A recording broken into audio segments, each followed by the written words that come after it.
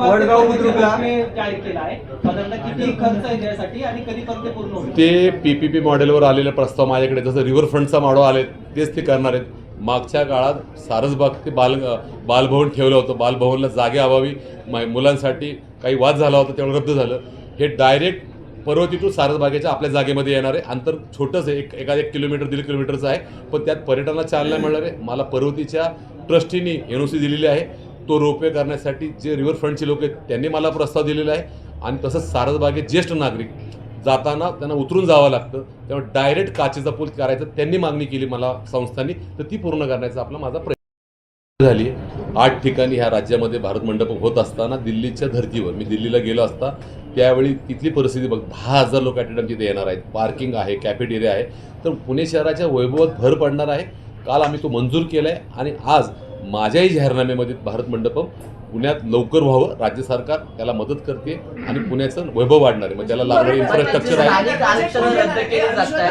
Budget जे आहे पुणे महापालिका पण देणार आहे की फक्त राज्य? नाही, सगळं राज्य सरकार करणारी जागा आपली महानगर. तुम्ही पर्यटनासाठी एवढा खर्च करता, महिला स्वच्छतागृहाची शहरामध्ये भयंकर अवस्था, याच्यावरती काय किती? ऐका ना ताई, 100 स्वच्छतागृह अद्ययावत करणार विथ मेंटेनन्स ठरले. 200 स्वच्छतागृह जी आहेत ती आता आपण 25 कोटी रुपये खर्च करून जी अस्तित्वातली आहेत त्यांना चांगले करून विथ मेंटेनन्स ठेवतोय. म्हणजे 200 + 100 हे आपण मेंटेनन्स करतोय आणि 15 विथ PPP मॉडेलवर दिले, त्यात कॅफेटेरिया असणारे सगळं असणारे ते करतोय.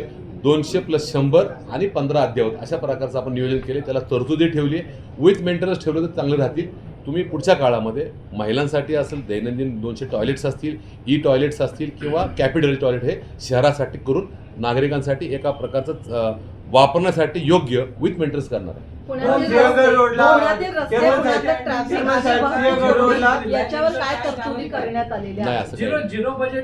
नाही, त्यांना 3.5 कोटी रुपयाचे 2 पत्र त्यांची होती. ऐका ना, 2 कोटी पत्र होती, 2 पत्र होती, 3.5 कोटी त्यांना दिले. तर कुठल्याही नगरसेवक 105 माझ्यासाठी समान आहे, 0 नाही. 2 पत्र आल्यामुळे कन्फ्युजनमध्ये 3.5 कोटीचं पत्र आले, त्यांना बजेट आले 3.5चं.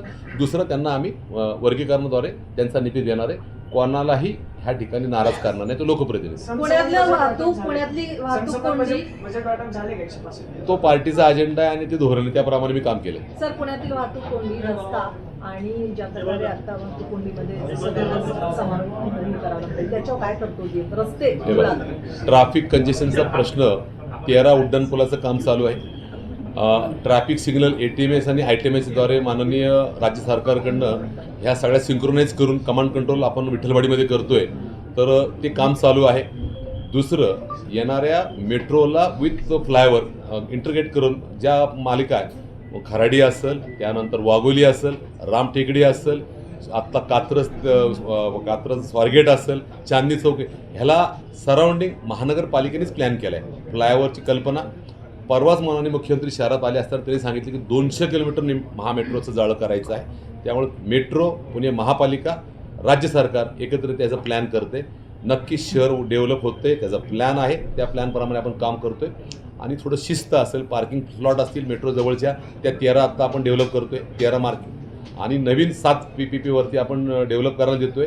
आणि असलेले पार्किंग विथ मल्टी स्टोअर करण्याचा आपला प्रकल्प आहे, त्याचं पण आम्ही प्लॅन केलं आहे. वर्षभरातल्या पुढच्या 5 ते 6 महिन्यामध्ये याचं प्लॅनिंग DPR काम चालू होणार आहे. सिंहगड रोडला वडगाव बुद्रुकला जे नाट्यगृहाचं काम सुरू झालं होतं ते आता 20% पुढे थांबलेलं आहे का? त्याच्यावर काय तुमच्या होईल? माझं म्हणणं, आता तरतूद भरपूर केलेली आहे. कुठलंही काम आता प्रलंबित राहणार नाही. मागच्या काळात प्रशासना काळामध्ये धोरणात्मक निर्णय घेणं, राज्य सरकार, केंद्र सरकार आणि लोकप्रतिनिधीची मानसिकता आता आपली बदललेली आहे. जे प्रकल्प बंद आहेत, जे ऑनगोईंग आहेत, ते लवकरात लवकर पूर्ण करण्याचा माझा संकल्प आहे.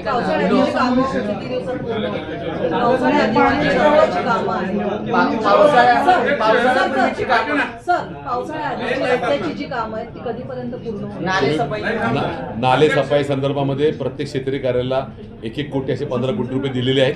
क्षेत्रीय उपायुक्तांना परत 1-1 कोटी रुपये दिलेले आहेत. साधारण 3 कोटी एक क्षेत्रीय कार्य × 15 कोटी रुपयाची आपण तरतूद केली आहे. ठरल्याप्रमाणे क्षेत्रीय कार्यालय ॲडिशनल कमिशनर मान्यता त्यांना दिलेली आहे, ती वेळेत होणार. बजेट हे शहराच्या पुढच्या वर्षाचा भाग आहे.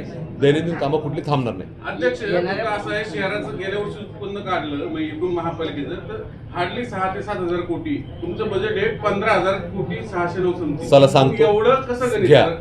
ॲम्युनिटी स्पेसच्या ज्या जागा आहेत आत्ता 164 ज्याच्यावर आरक्षण आहे त्या संदर्भात आम्ही जनरल बॉडी ठराव आणला आहे. माननीय राज्य सरकारची परवानगी घेऊन ते भाडेतत्वावर देणार आहेत. त्याच्यातून आम्हाला महसूल 12,500-1300 कोटी मिळणार आहे. दुसरं 23 गावातली जी टॅक्स आकारणी आहे ती 450-500 कोटी, त्याचा धोरण आम्ही निर्णय करतोय.